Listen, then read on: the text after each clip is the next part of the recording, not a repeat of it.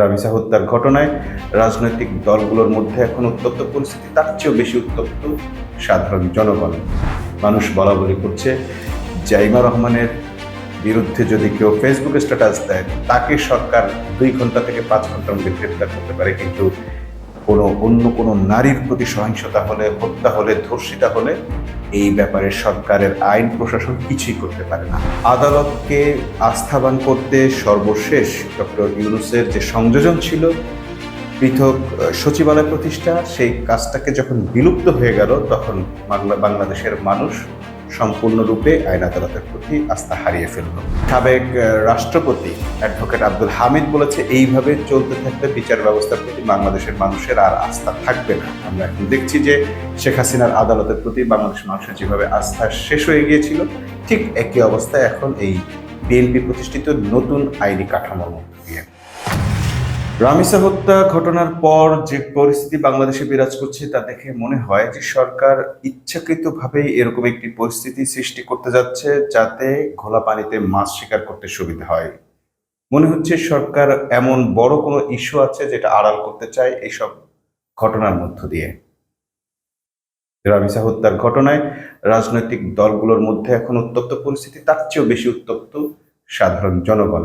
তারা থানা ঘেরাও করছে, তারা অপরাধীকে চিনে নেওয়ার চেষ্টা করছে, এবং বিভিন্ন জায়গায় আরো যেসব ধর্ষণ বা অপরাধী পাওয়া যাচ্ছে, তাদেরকে জনতা তাদের নিজের হাতে বিচার করার জন্য উদ্ধত হচ্ছে। কারণ বাংলাদেশের মানুষের বিচার ব্যবস্থার প্রতি আস্থা একেবারেই আর নেই। তারা বুঝে গেছে এই পুলিশের মাধ্যমে কখনোই, এই আইন আদালত বিচারকদের মাধ্যমে বাংলাদেশের সাধারণ মানুষ কখনো আইনের শাসন পাবে না। এই পরিস্থিতি ঘটার আগে আমরা দেখলাম এই সরকার সুপ্রিম কোর্ট এর জন্য যে আলাদা সচিবালয় প্রতিষ্ঠা করা হয়েছিল, সেটি বিলুপ্ত করে দিয়েছে। এটি বিলুপ্ত করার মধ্য দিয়ে আইন শৃঙ্খলাকে, আইন আদালতকে সম্পূর্ণ সরকার নিজের করায়ত্ত করে নিল। এবং তারপরই আমরা দেখলাম আইন ও বিচার অঙ্গনের প্রতি মানুষের এক ধরনের অনাস্থা পেশ, এবং সেই অনাস্থার সবচেয়ে বড় প্রমাণ হলো মানুষ এখন আর কেউ আদালতের কাছে বিচার চায় না। অর্থাৎ আদালতকে আস্থাবান করতে সর্বশেষ ডক্টর ইউনূসের যে সংযোজন ছিল, পৃথক সচিবালয় প্রতিষ্ঠা, সেই কাজটাকে যখন বিলুপ্ত হয়ে গেল, তখন বাংলাদেশের মানুষ সম্পূর্ণরূপে আইন আদালতের প্রতি আস্থা হারিয়ে ফেলল। এখন বিচারকরা এজলাসে বসে একটা হাতুড়ি দিয়ে অর্ডার বলবেন, কিন্তু তাদের অর্ডার আর মানুষ মানবে না, মানবে না, মানবে না। একটা সময় ছিল মানুষ আদালতের বিরুদ্ধে বা আদালতের ব্যাপারে কথা বলতে ভয় পেত, কিন্তু এখন সরাসরি আদালতের বিরুদ্ধে কথা বলছে। আমরা একটা ভিডিও ফুটেজে দেখেছি যে সাবেক রাষ্ট্রপতি অ্যাডভোকেট আব্দুল হামিদ বলেছে, এইভাবে চলতে থাকলে বিচার ব্যবস্থার প্রতি বাংলাদেশের মানুষের আর আস্থা থাকবে না। আমরা এখন দেখছি যে শেখ হাসিনার আদালতের প্রতি বাংলাদেশের মানুষের যেভাবে আস্থা শেষ হয়ে গিয়েছিল, ঠিক একই অবস্থায় এখন এই বিএনপি প্রতিষ্ঠিত নতুন আইনি কাঠামোর মধ্য দিয়ে। তার কারণটা কি? তার কারণটা হচ্ছে, প্রথমেই বাংলাদেশের মানুষ বিএনপির উপর আস্থা হারিয়েছে, এবং সেটি আস্থা হারিয়েছে বাংলাদেশের মানুষ যখন দেখলো যে এই দলটি 70% মানুষের ভোটকে অস্বীকার করে, নানা ধরনের প্রতারণা করে, সেটি আবার স্বীকারও করে নিয়েছে সালাউদ্দিন আহমেদ।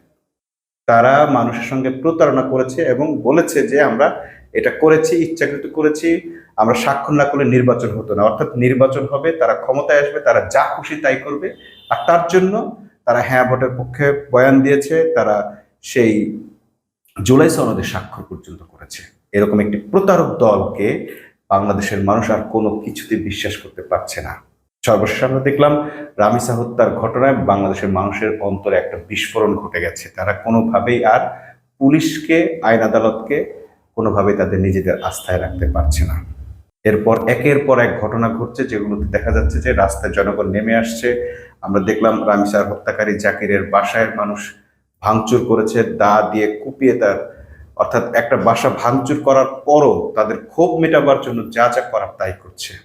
কারণ ওই খুনি যাকে হত্যা করেছে, সে রামিসা একটা শিশু, এবং তাকে এত নৃশংসভাবে হত্যা করেছে যে বর্ণনা মানুষের সহ্য করার মতো নয়। রাস্তায় নারীরা নেমে এসেছে, মহিলারা বলছেন আমাদের বাচ্চাদেরকে আর আমরা রাস্তায় যেতে দেব না। পুলিশ আইন বলে বাংলাদেশে আর কিছু নেই, তারা বাংলাদেশের মানুষের নিরাপত্তার ব্যবস্থা করতে পারেনি, পারবেও না।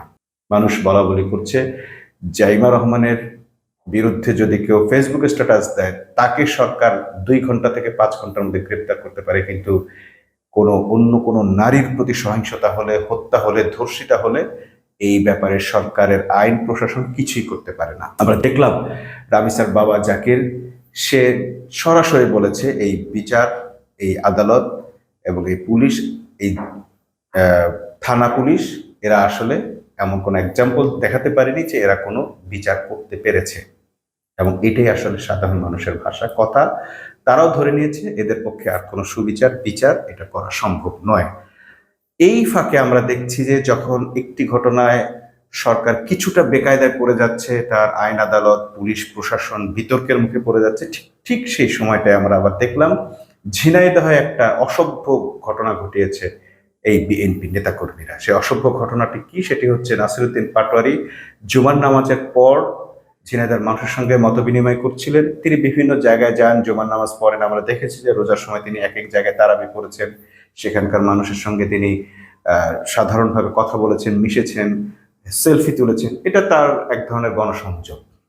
কিন্তু সেই গণসংযোগে বাধা দিয়েছে স্থানীয় বিএনপি। এখানে তার উপর যে হামলা চালিয়েছে, সেই হামলায় দেখলাম আমরা অস্ত্রবাজ লোকেরাও আছে। নাসিরউদ্দিন পাটোয়ারি সরাসরি অভিযোগ করেছেন আইনমন্ত্রী আসাদুজ্জামানের লোকেরা এই হামলা চালিয়েছে। অস্ত্রধারীকে কোনোভাবে গ্রেপ্তার করা যায়নি। অস্ত্রধারীর পরিচয় পাওয়ার জন্য মানুষ এখন তার ফটোকার্ড ব্যবহার করছে যে কারা এই অস্ত্রধারী ছিল এবং কারা এই হামলা করেছে।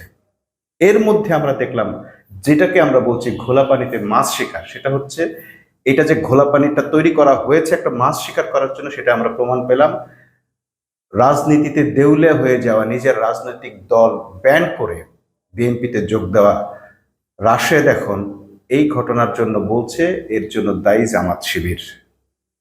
কোনো প্রমাণ ছাড়া এইরকম কথা ইদানিংকালে সে বারবারই বলে যাচ্ছে, অর্থাৎ ঘোলা পানি যেখানেই পাচ্ছে সে একটা মাছ শিকার করার জন্য উঠে পড়ে লাগে। তো আমরা দেখলাম যে একদিকে রাশেদ দায়ী করছে এই ঘটনার জন্য জামাত শিবিরকে, মানে জামাত শিবির ডিম মারছে, পাটোয়ারির উপর হামলা করেছে, এটা দাবি করছে রাশেদ। রাশেদ হচ্ছে সেই পার্টির লোক যে পার্টি অলরেডি বিলীন হয়ে গেছে, যে পার্টির কোনো অস্তিত্ব নেই, মানে যে পার্টির কোনো ভবিষ্যৎ নেই জেনে তারা আবার নতুন পার্টি বিএনপিতে যোগ দিয়েছে। দুইজনই, পার্টির মহাসচিব এবং প্রধান যে চেয়ারম্যান, যে দুইজনই যোগ দিয়েছে বিএনপিতে, নুরু এবং রাশেদ। তো সেই রাশেদ এটা জামাতের উপর চাপায় দিলেও আমরা দেখলাম ছাত্র দলের কেন্দ্রীয় সেক্রেটারি যে সে আবার নাসিরউদ্দিন, সে দাবি করেছে এটা আসলে জনতা ডিম মেরেছে এবং জনতা ঠিক কাজ করেছে, অর্থাৎ এই ডিম মারাটাকে সে সাপোর্ট করছে। অপরদিকে নাসিরের দাবি হচ্ছে যে নাসিরউদ্দিন পাটোয়ারিকে যারা প্রোটেক্ট করতে এসেছে, তার লাইফ সেভ করতে আসছে, তাদেরকে সে জামাত শিবির হিসেবে দাবি করেছে। অর্থাৎ এই একই দলের ভিতর একজন নতুন করে বিএনপিতে যোগ দেওয়া আর একজন অনেক সময় ধরে বিএনপি করা, ছাত্রদল করা একজন নেতা নাসিরউদ্দিন সেক্রেটারি ছাত্রদলের, সে দাবি করছে ডিম হামলাটা করেছে জনতা এবং প্রোটেকশন দিয়েছে হলো নাসিরউদ্দিন পাটোয়ারির পক্ষ থেকে।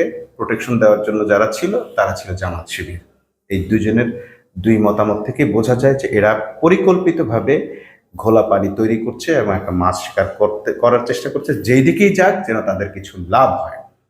এর মধ্যে আমরা আবার দেখলাম রামিসার হত্যাকারীকে জামাতের ক্যানভাসার, জামাতের অমুক তমুক এইরকম বলেও কিছু প্রচারণা চালিয়েছে, যেগুলোর কোনো ভিত্তি নেই, কোনো ধরনের প্রমাণ নেই, কোনো ধরনের অভিযোগও ওঠে নাই, কিন্তু কিছু ফেসবুক পেজ থেকে এরকম প্রচারণা চালিয়েছে। এর মধ্যে একজন আছেন হলো একটি প্রিসিলা নিউ ইয়র্ক থেকে এরকম একটি পেজ, যেটি মনে করা হয় যে মেয়েটি খুব মিষ্টি মিষ্টি ভাষায় তারেক রহমানের সমালোচনা করতেন এবং নিজেকে তারেক রহমানের খুব শুভাকাঙ্ক্ষী বড় উপদেষ্টা হিসেবে প্রতিষ্ঠিত করার চেষ্টা করেছেন, প্রকাশ করতেন, সরাসরি বলতেন, কিন্তু তখন বিএনপি তাকে জামাত শিবিরের লোক বলে ট্যাগ দিয়েছিল। সে প্রিসিলা এবার এই সুযোগে বা সেই প্রিসিলার ওই পেজ থেকে যে যারা এই পেজটি চালান তারা এবার চেষ্টা করেছেন যে এই পেজ থেকে ওই প্রচারণা চালানো হচ্ছে যে রামিসার খুনি জামাত শিবিরের লোক, তার নির্বাচনে কাজ করেছে, এমন একটি তথ্য দিয়ে নিজেকে বিএনপি পন্থী প্রমাণ করার জন্য, বিএনপির ওয়েল উইশার প্রমাণ করার জন্য।